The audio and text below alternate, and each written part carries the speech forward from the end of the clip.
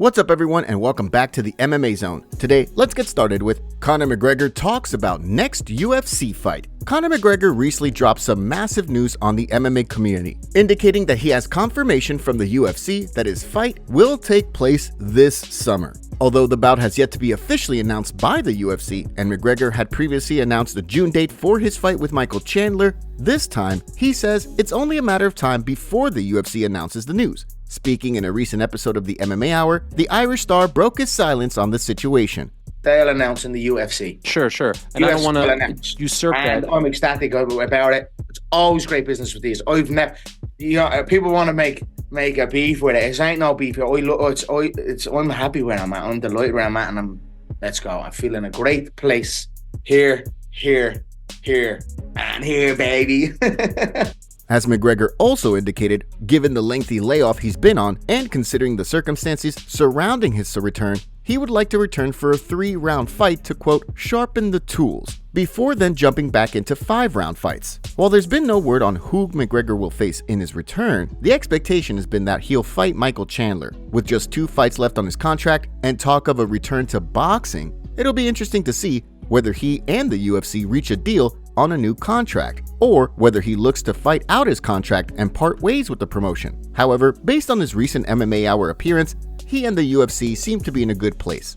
Now, let's shift gears and take a look at huge update on UFC lawsuit. Shocking news emerged this week indicating that the UFC's parent company, TKO Group Holdings, had officially reached a settlement in regards to the Lee v. Zuffa case and the Johnson v. Zuffa case. While the estimate was right around $1 billion, the UFC now will be paying out $335 million to the 1,200 some fighters included. The UFC released a statement on the situation relayed by Kevin Iola, which reads, "We are pleased to have reached an agreement to settle all claims asserted in both the Lee and Johnson class action lawsuits, bringing litigation to a close and benefiting all parties. The final terms of the settlement will be submitted to the court of approval."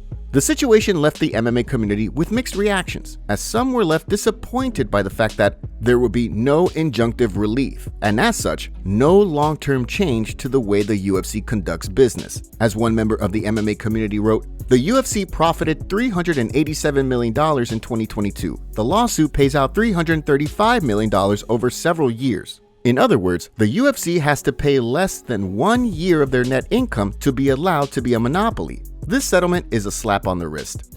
Another joked, "Only UFC fighters could wrap up a fighter pay lawsuit by getting underpaid in a settlement."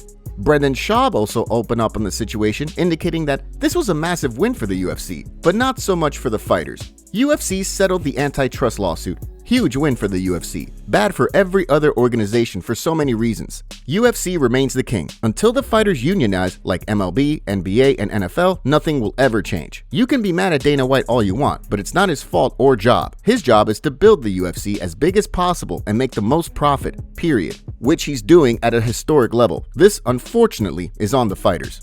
Next up, let's take a look at Della Maddalena calls out Shavkat Rakhmonov. After defeating Gilbert Burns in impressive fashion at UFC 299, Della Maddalena had another surprise in store for the MMA community. During his post-fight Octagon interview, the streaking contender called out none other than Shavkat Rakhmonov. At the time, the move earned JDM quite a bit of praise from the MMA community, while also sparking interest for a potential Fight of the Year candidate. This week, during an interview with ESPN, Della Maddalena doubled down, once again indicating his desire to fight Shavkat Rakhmonov. I think Shavkat, this is what I haven't spoken to anyone about this, but I've seen that maybe he wanted to fight early August. He's carrying an injury. I'm carrying an injury. I reckon I'm good to go early August. So August sometime, mid-August, maybe down this side of the world. Who knows? I reckon it's one of the biggest. It's a big title eliminator fight. Like 2 guys under 30. He's on an 18 fight, no losing streak, all finishes. I'm on a 17 fight streak, probably 95% finishes.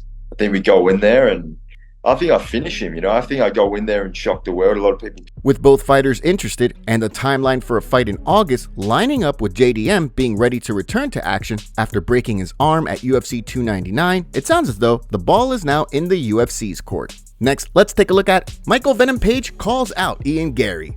At UFC 299, longtime MMA veteran Michael Venom Page picked up a dominant victory over Kevin Holland in his UFC debut, outpointing Holland throughout the fight en route to a unanimous decision win. Following the fight, many fans suggested that MVP match up with Stephen Wonderboy Thompson for a clash of contrasting karate styles. However, Page didn't seem interested in the fight. Now, during a recent appearance on the MMA Hour, Page has called his shot, indicating that despite previously stating he wasn't going to call anyone out, after looking at the rankings and where he's landed, he now wants to compete against Garry.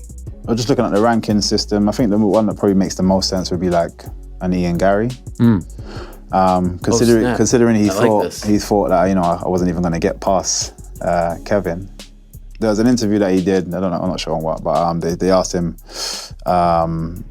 his views on me, and then he was like, oh, "Who's he fighting?" He said, "Kevin." Oh, well, he's not going to be Kevin.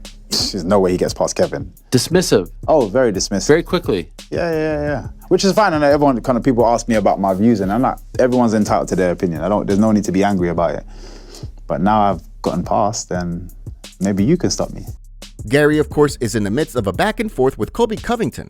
However, from the sounds of things, Covington wants the streaking contender to comply with his list of demands, something Garry doesn't seem interested in doing. Given that, a bout between he and MVP could make quite a bit of sense. Next, let's take a look at UFC Fight Updates. As we move closer and closer to this weekend's UFC Fight Night Hebus vs. Namajunas card, let's take a look at today's UFC Fight Updates, starting with an official announcement from the UFC regarding the return of the King of Rio. After reports indicated that Jose Aldo would be returning to action at UFC 301 on May 4th, his fight with Jonathan Martinez was confirmed by the UFC this week. Aldo will be looking to return to the win column after a 2022 loss to Merab Dvalishvili. However, he recently picked up a win over the summer in a boxing match in Brazil. On the flip side, Martinez will be looking to build on a 6-fight win streak that most recently saw him defeat Said Nurmagomedov and Adrian Yanez last year. The following month, Pooja Tomer will compete against Rayanne Amanda on June 8th in a strawweight bout that will see Tomer look to make her successful UFC debut amid a 4-fight win streak that's seen her go undefeated since 2021.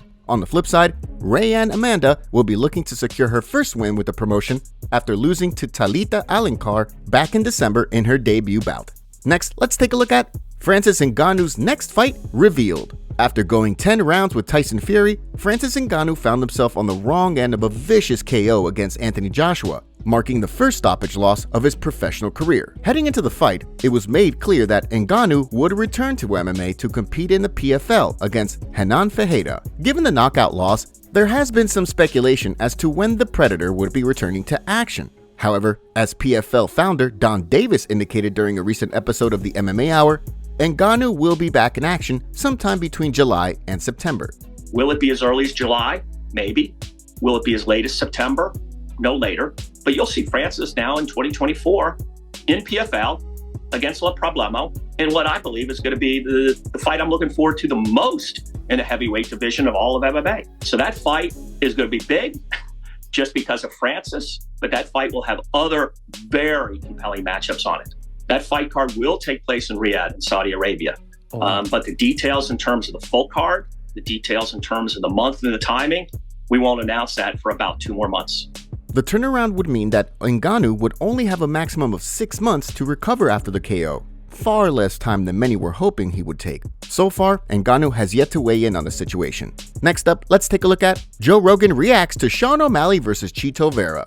In a main event of UFC 299, Sugar Sean O'Malley and Chito Vera competed in a highly anticipated rematch years in the making. Despite finding success the first time they fought, Chito Vera struggled to get going at the Kaseya Center in Miami, dropping a unanimous decision. Despite that, Vera's remarkable durability earned him plenty of praise from the MMA community, including from the champ. During a recent episode of the Joe Rogan Experience, the longtime commentator weighed in on the bout. Sean put on a f***ing clinic. Yeah, and in the end, that's what Jason Pearl was calling for the whole time, make it a brawl. Like, this dude up, and he hit him with a shot to the body and really hurt him. Good Lord. He might have the best chin of all time. That's insanity. That knee to the face had him looking at his ankles.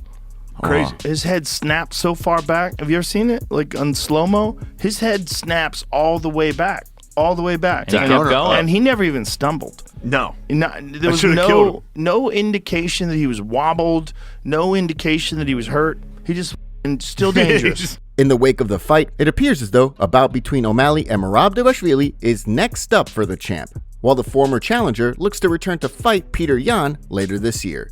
Joe Rogan goes off on Conor McGregor on his recent podcast episode. He called out Conor McGregor for saying that filming movies in Hollywood is more difficult than fighting in the UFC. Here's what Rogan had to say. Acting is harder than UFC because he's in Roadhouse. That was a quote from Conor. Oh, really? Acting is harder than UFC. Listen to me. Whoa, that's not for him. That's not true. Because he even trained for UFC him. his whole life. Okay, act in Roadhouse or fight Khabib again. Shut the up. Well, That yeah. is crazy talk. He was broke bad. his leg Yeah. in a fight. Oh. He broke his leg. Like, that's harder. Listen, Right. the guy's promoting a movie. He's Might a have- great promoter. An He's amazing kinda sober. promoter. He's the He best is. promoter in the history of the sport. No one even comes close. There's Conor McGregor Can we bring and up his everybody interview? else. Can we bring up that Which one? interview? This is it. Acting is harder. He's in my wife's. Time consumption. Top comments. Ian Garry's wife just proved she is so much more insufferable than we first thought. Ian Garry, a legendary lesson on how not to move that will forever echo in history. Sean is 100% correct about Ian's wife. Strickland deserves the rematch. Fight was so close. Kinda hard to say Dracus won. I love Strickland, man. I hope Kobe ends up fighting Ian Garry. Make sure to leave a comment and you might get featured in our next video. Thanks for watching. If you enjoyed, make sure to subscribe and turn on notifications to never miss any MMA news. Check out our video from yesterday if you missed it. See you tomorrow.